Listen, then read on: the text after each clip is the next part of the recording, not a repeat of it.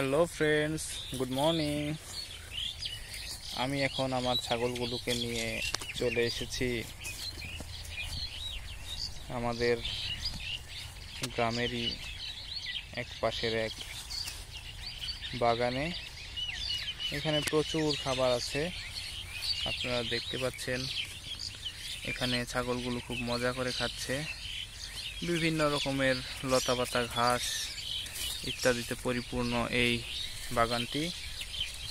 এর পাশেই রয়েছে কলা বাগান, এছাড়াও রয়েছে লেবু বাগান। এখানে আসলে খাদ্যের কোনো অভাব নেই, এখানে সবই নিউট্রিশনাল ফুড। আসলে পুষ্টিকর খাবার না হলে ছাগলের দেহে যে বৃদ্ধি সেটি হয় না। তাই আমি ওদেরকে একটু দূরেই নিয়ে এসেছি, যাতে ওরা পর্যাপ্ত পরিমাণে খাদ্য গ্রহণ করতে পারে। এরকম খাবার থাকলে 1-2 ঘন্টা খেলেই ওদের পেট পরিপূর্ণ হয়ে যাবে। আমার বড় যে ছাগলটা, ওটার যে দুটো বাচ্চা হয়েছে, চমৎকার বাচ্চা দুটো, সেগুলোকে আমি দুধ খাইয়ে বাসায় রেখে এসেছি। ওরা হয়তো একটু কান্নাকাটি করছে, তারপরেও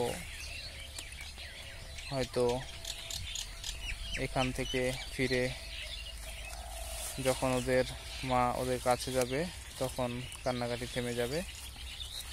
এবং ওর মাকে যদি এখানে না আনতাম তাহলে হয়তো ও পরিপূর্ণ খাদ্য পেত না, আর খাদ্য না পেলে দুধ উৎপাদিত হতো না।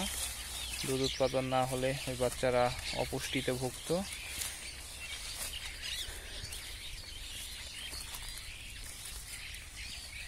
এখানে চতুর্দিকে ঘন জঙ্গল,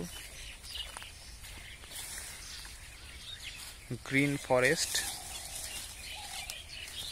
অনেক লতাপাতা আছে। এখানে বিভিন্ন ধরনের গাছগাছালি আছে, খুবই চমৎকারভাবে খাচ্ছে। এখানে কিছু পোকামাকড়, মশা ইত্যাদিও আছে। তারপরেও আসলে এখানে যে পর্যাপ্ত খাবার আছে এটাই ভালো খবর, কেননা মাঠে এখন ঘাস নেই, ঘাস হবে।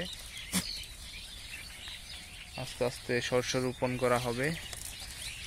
শস্য ক্ষেতে যে আইল আছে সেগুলোর ধার দিয়ে অনেক ঘাস হবে।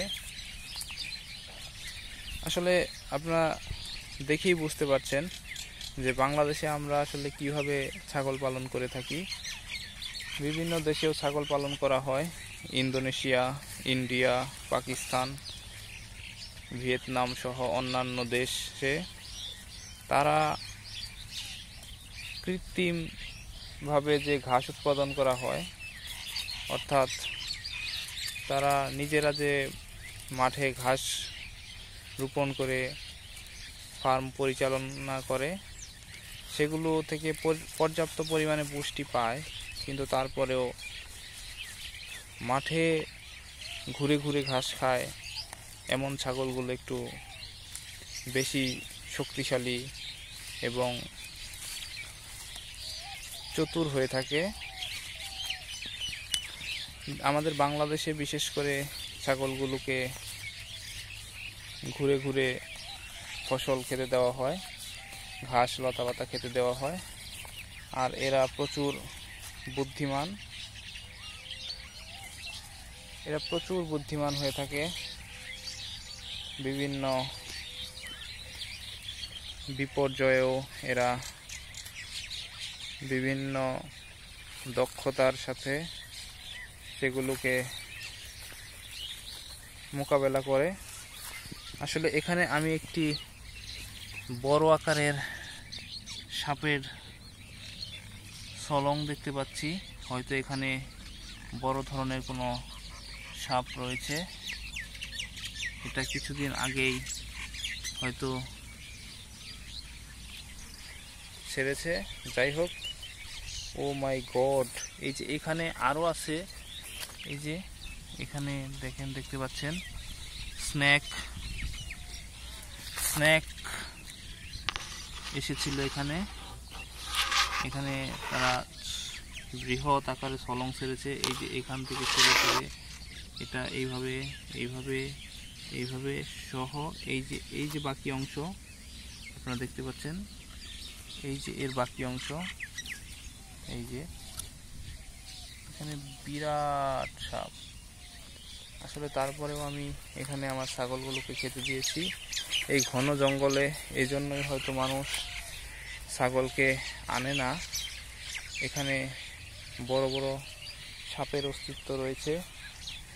আসলে এটা নিশ্চয়ই খুবই বিষাক্ত সাপ হবে। Very dangerous snake, very big snake, very old snake, king cobra. তো বন্ধুরা, এখানে আসলে নিরাপদ না। It's not safe for my god. So I want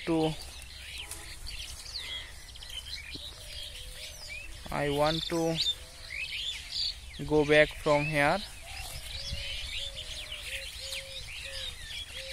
but তারা এখন ক্ষুধার্ত, কিছু ঘাসলতা পাতা খাক।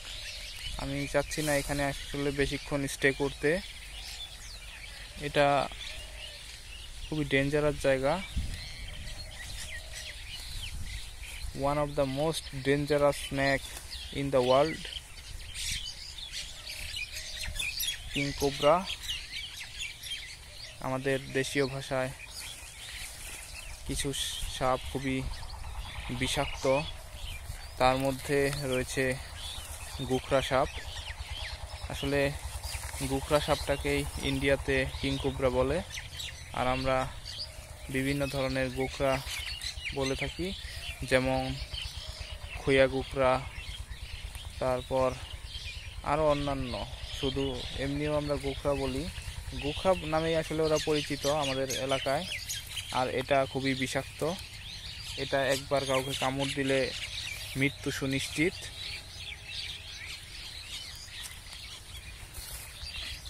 If this snake bite anyone, confirm he will die. Confirm, 100% confirm he will die. There are no antivenom in this snake.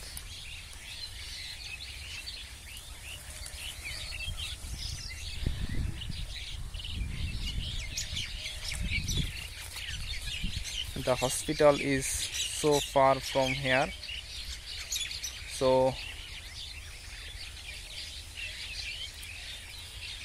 it's very dangerous for human.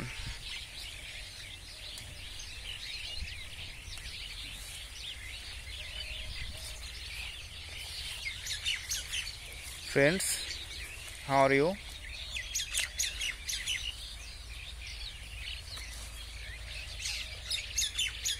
I hope everybody well, but I am not well to see this kind of snakes.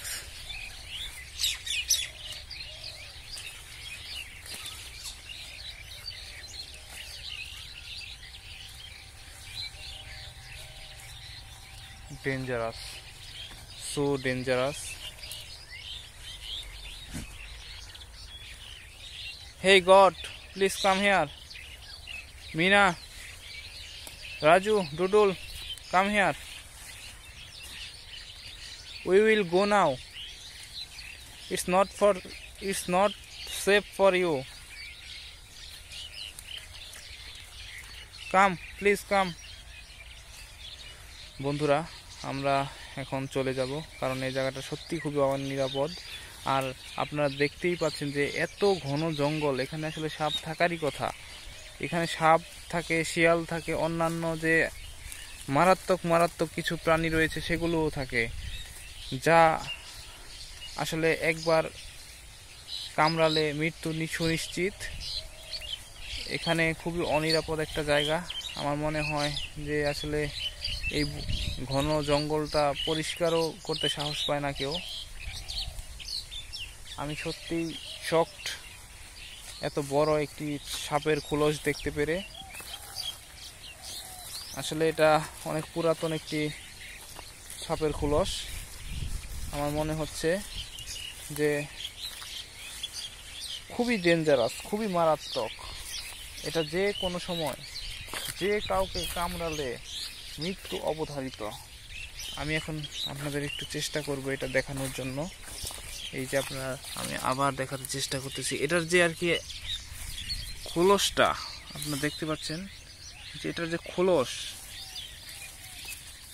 এটা খুবই মারাত্মক, খুবই dangerous. এই যে এখানে আরেকটা আছে, এই যে এইখানে আরেকটা আছে।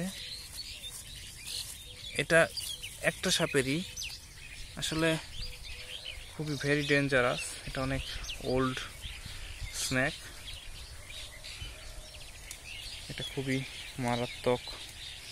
আসলে এখানে যে সাপ ছিল তা অনেক বয়স্ক, এবং